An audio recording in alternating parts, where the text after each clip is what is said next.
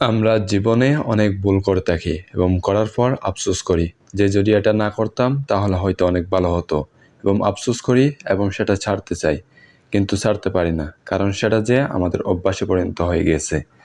আচ্ছা, এখন কি এগুলো থেকে বাঁচার, নিজেকে সফল হিসেবে গড়ে তোলার কোনো অপশন নেই? অবশ্যই আছে।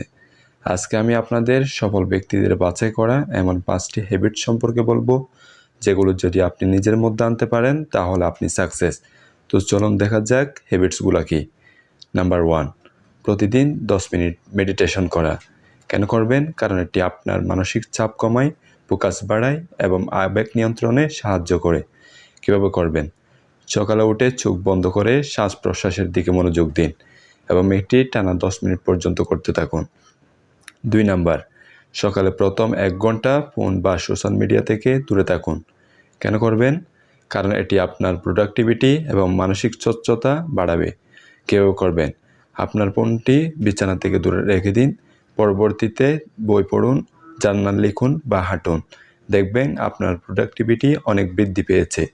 3 নাম্বার, প্রতিদিন 2 পাতা বই পড়ুন। কেন করবেন? কারণ এটি আপনার জ্ঞান, শব্দভাণ্ডার এবং চিন্তার গভীরতা বাড়ায়।